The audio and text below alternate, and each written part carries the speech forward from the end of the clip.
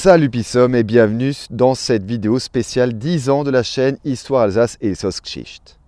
Pour commencer évidemment, merci. Ce fut long et difficile, mais la chaîne Histoire Alsace et Elsass-Geschichte a dépassé le cap des 5000 abonnés, c'était l'an dernier. Certes, il y a eu du travail, beaucoup de recherche, de rédaction et de montage vidéo, mais sans vous, tout ce travail aurait été vain. Alors, petite rétrospective sur ce qu'il s'est passé depuis le passage des 2500 abonnés. Alors, beaucoup de choses. Il y a eu un enchaînement d'événements sur 2 ans qui ont fait que peu de productions ont fini par voir le jour. Pour résumer, le moral n'y était plus. J'avais beaucoup d'autres choses auxquelles penser, plus terre à terre. Ensuite, j'ai actuellement un bon travail. Une grande partie de mon temps libre est consacrée à la préparation des vidéos et aux recherches historiques. D'autant plus que, autre nouvelle, depuis maintenant plus d'1 an, j'ai créé une nouvelle chaîne sur le thème de l'histoire qui s'appelle Histoire des années folles, qui, comme son nom semble l'indiquer, évidemment, parle essentiellement de la période historique qui se trouve entre 1919 et 1931. Et là, vous explosez sur votre fauteuil. Pourquoi donc une nouvelle chaîne? Dinguerie, déjà qui dit qu'il n'y a pas assez de temps. C'est vrai. Oui, je n'ai déjà pas beaucoup de temps. Pour vous répondre, j'avais besoin de me changer les idées, d'expérimenter autre chose et de me prouver à moi-même que j'étais capable de me consacrer à une autre chose, une autre période historique que je trouve très fascinante. Histoire des années folles est une chaîne de vulgarisation historique où, contrairement à la chaîne Histoire Alsace et Elsass-Geschichte où je me mets personnellement en avant, ce sont des personnages de fiction que j'ai inventés, que j'incarne à tour de rôle et qui parlent de l'histoire des années folles. Les personnages sont les suivants. Jean, un barman quelque peu naïf mais qui n'aime pas se laisser faire. Son patron, Georges, un propriétaire du bar qui est un ancien mafieux qui veut se ranger et qui tente de dissimuler son passé un peu tumultueux. La sœur de Jean, Marie, une comptable particulièrement cartésienne qui croit dur comme fer au progrès de la science. Il est encore prévu d'introduire un militaire de l'armée française vétéran de la Première Guerre mondiale. Mais lui, il est en attente de son costume définitif. Il est un peu plus long et difficile à réaliser vu que j'essaie d'obtenir une qualité proche de la reconstitution historique. Mais il finira par apparaître dans les vidéos. À propos de ces vidéos, il y a 3 formats actuellement sur cette chaîne. Les shorts qui apparaissent tous les jeudis et qui passent en revue une petite série d'événements ayant eu lieu à la date du jour, mais durant les années folles. L'autre format est celui des cocktails des années folles où je présente chaque dernier vendredi du mois un cocktail inventé ou consommé durant les années folles et où je parle de son histoire ou de tout autre aspect ayant trait au cocktail. Enfin, il y a les vidéos thématiques où j'expose un sujet ayant un rapport avec la période. Actuellement, par exemple, je suis en train d'exposer les différents traités qui conclut la Première Guerre mondiale. Pour ceux qui sont intéressés par l'histoire des années folles et qui sont curieux de me voir interpréter ces différents rôles, l'adresse de la chaîne se trouve ici, quelque part, je crois que c'est là. L'adresse de la chaîne se trouvera donc ici ou en description et je mettrai un lien en fin de vidéo. Ceci étant dit, pour l'anecdote, est-ce que vous savez que votre serviteur est un daron de la vulgarisation? Alors oui, ça fait 10 ans, certes, mais plus loin encore. Un daron de la vulgarisation vidéoludique sur Internet, que dis-je un daron? Un précurseur, un pionnier. Oui, non, je ne me lance pas des fleurs, c'est vrai. Ce pionnier en question ne le savait même pas lui-même. Pour rappel d'une partie d'entre vous, est-ce que vous vous souvenez du colis que j'avais envoyé à Arnaud de la chaîne d'Astrodogeek? Et je me souviens que dès ce moment-là, tu as fait ta chaîne YouTube, je crois, avant la mienne. Oui, je me souviens surtout que tu te faisais sacrément chier parce que Clément, il allait à des endroits pas possibles pour tourner ses vidéos. Non mais attends, il parle de quoi là? Pour faire des vidéos, je bougeais pas beaucoup, quoi. Je filmais de chez moi. Et il m'a fallu quelques années pour me souvenir que j'avais effectivement déjà réalisé des vidéos de vulgarisation culturelle, mais il y a de ça une éternité. Je les avais mis sur la plateforme en ligne Dailymotion, à l'époque où ce site de partage de vidéos concurrençait YouTube. Oui, c'est dire si ça remonte. Pour moi, L'idée de ces vidéos, c'était de faire le tour des chefs-lieux des cantons de l'Alsace et même de la Moselle, avec pour but d'informer de la bonne manière de prononcer les noms des communes d'Alsace et de Moselle, ce qui, entre parenthèses, aujourd'hui encore est un problème. Eh oui, je les entends, les Molsheim et les Steinbourg. Je n'oublie pas. Pour que ce soit pas trop rébarbatif, j'avais également inclus un petit résumé histoire et géographie des chefs-lieux de canton que je visitais, et une première partie qui était de lutter contre les idées reçues sur l'Alsace et la Moselle. Et effectivement, à l'époque, je m'étais pas mal déplacé pour des vidéos qui n'ont fait que très peu de vues. Mais en même temps, vous savez ce que c'est, les sujets de niche. Non, en fait, en les regardant aujourd'hui, je crois que c'est mérité, tellement la qualité me semble médiocre. Après, c'était 2009, l'année de la création de la chaîne Joueurs du Grenier de Cyprien. Oui, c'était un autre temps. Vous pouvez aller les voir, ou pas, parce que la qualité, déjà pour moi, je ne peux même plus les voir. La qualité est naze par rapport à nos standards d'aujourd'hui. Mais tout de même, ça date de 2009. 4 ans avant Y penser, 5 ans avant Nota Bene Parlons Histoire. D'ailleurs, bonjour à Baptiste et à Ben au passage. Plus encore, j'avais une chaîne YouTube avant Histoire Alsace et Sosgeschichte. Et elle aussi, je pensais que depuis le temps, et vu que je ne l'alimentais plus en contenu, elle avait été supprimée. Et je m'étais complètement trompé. Il se trouve que j'avais laissé dessus le générique d'une vidéo que je comptais réaliser sur la guerre des paysans de 1525 en Alsace. Et ce générique, il date de 2008. J'avais prévu de réaliser un documentaire d'histoire et de le mettre sur YouTube en 2008. À l'époque, je n'étais équipé que d'un simple caméscope à cassette et sans micro externe. Et croyez-le ou pas, mais ces chaînes, je croyais effectivement qu'elles avaient été supprimées vu que je ne mettais plus rien en ligne depuis très longtemps. En fait, elles étaient toujours là, n'ont jamais été supprimées. Et vous voulez savoir le meilleur dans l'histoire? J'ai encore l'entièreté des rushs que j'avais fait à l'époque pour ce documentaire sur la guerre des paysans. Tout ce que j'ai filmé pour réaliser ce documentaire, je l'ai encore. Prêt à l'emploi, mais d'une qualité absolument affreuse. Je vous laisse juge. Comment, en un jour, y aurait-il eu un mouvement spontané dans toute l'Alsace de la part de tous les bonnes part des paysans, pardon? Il fallait que ce soit préparé, il fallait une préparation. Ils avaient leur chef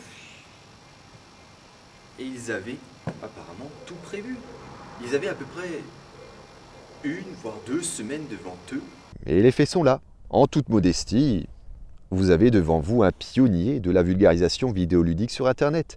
Un pionnier qui a tenté de tracer une route dans un sujet de niche, effectivement, certes, ce qui a fait que ça n'a pas trop pris. Ça n'a pas pris du tout. Trop spécifique pour l'époque, même encore aujourd'hui. Parlons de l'avenir de la chaîne maintenant. Plusieurs choses sont en projet en ce qui concerne l'avenir et surtout la communication.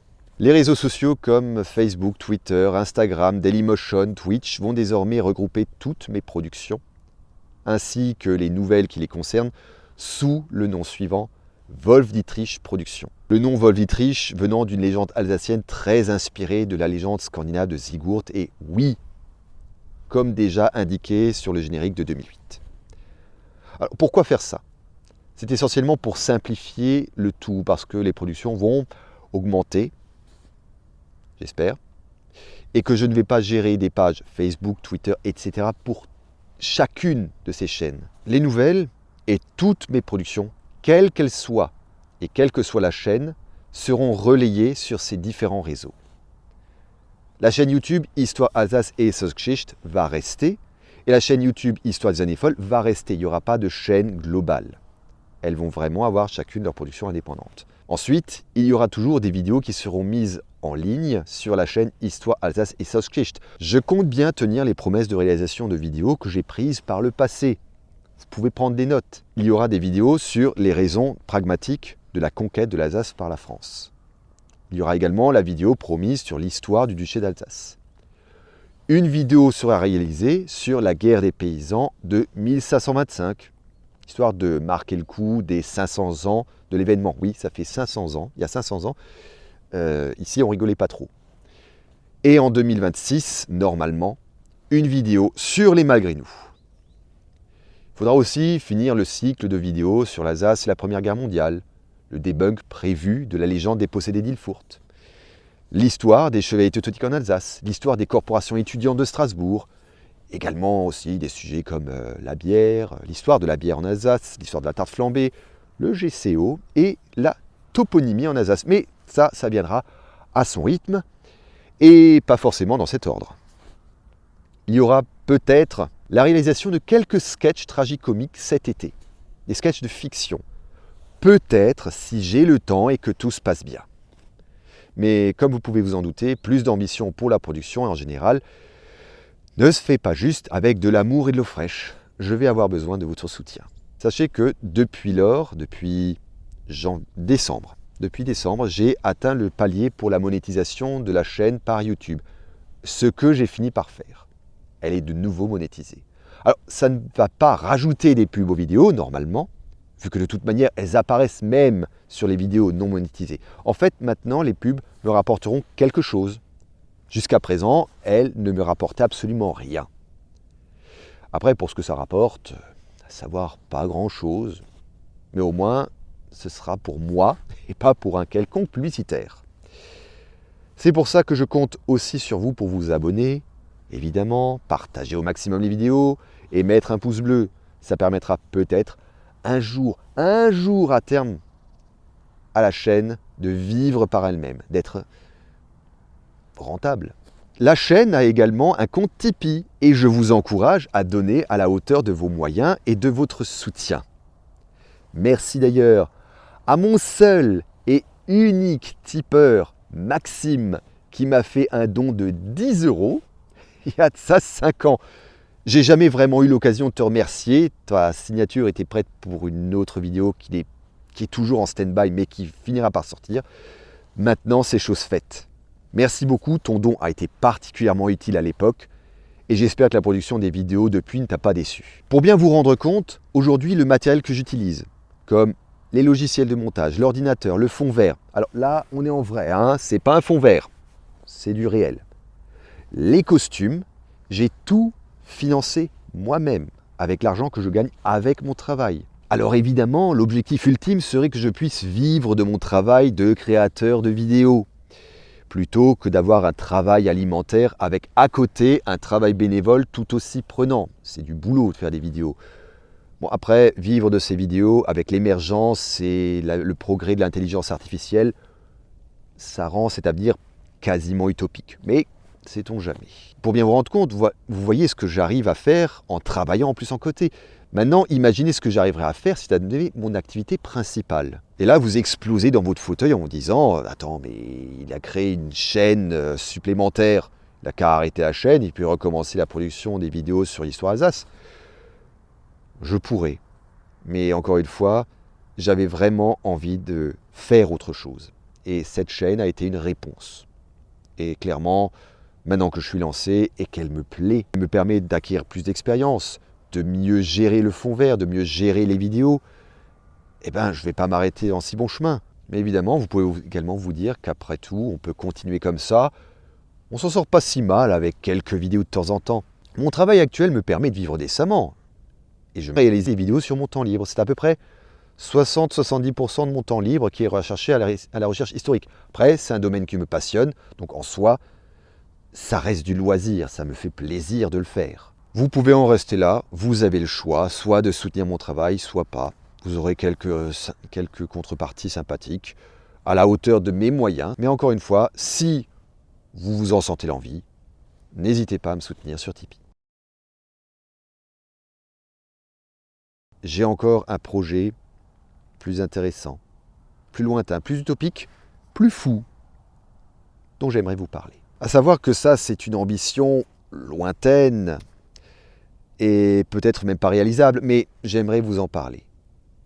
J'aimerais créer un média transfrontalier, un véritable média transfrontalier dont l'ambition se limiterait à la vallée du Rhin. Les contours du projet sont encore à finaliser, à imaginer, mais voilà, j'aimerais créer une sorte de chaîne locale qui recouvrirait non seulement l'Alsace, mais aussi le Pays de Bade allemand, le Palatinat allemand, les cantons suisses de Bâle-Ville, Campagne, Soleure et Jura. L'idée serait de rééquilibrer l'information locale qui en Alsace est, je trouve, encore trop monopolisée par la région parisienne. Il n'y a rien qu'à voir les informations culturelles, surtout dans les médias nationaux, et quand même aussi dans les médias régionaux, qui dépassent trop rarement le Rhin, alors qu'il y a parfois un choix incroyable. Dans le Pays de Bade, ce qui compte est surtout dirigé vers Stuttgart, Munich et Berlin, le Palatinat allemand par Mayence et Berlin, et les cantons suisses par tout ce qui est suisse, comme toujours.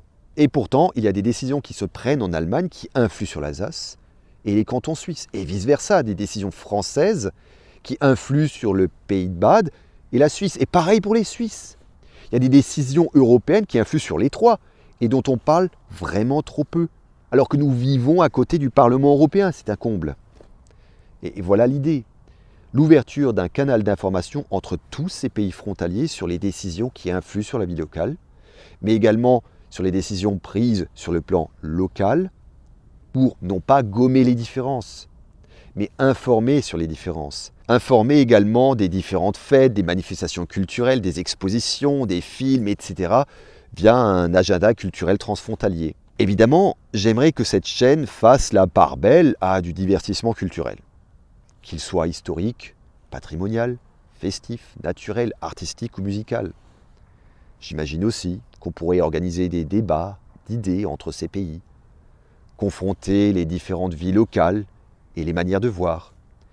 Mais aussi, pourquoi pas, allez, un programme d'apprentissage linguistique de langue alémanique. Parce qu'il ne faut pas se leurrer. L'alsacien est une langue qui, à terme, et si aucune décision forte n'est prise, va disparaître. Voilà mon ambition à long terme. Et j'espère la concrétiser un jour. J'espère. 10 jours, 10 ans. Merci. Merci vielmals für die 10 Jahre. Es ist gerade wunderbar, was passiert. Enfin, gehen wieder am Arbeit. Salut Pissom. Bis nächste Mal und wieder einmal vielmals. Merci.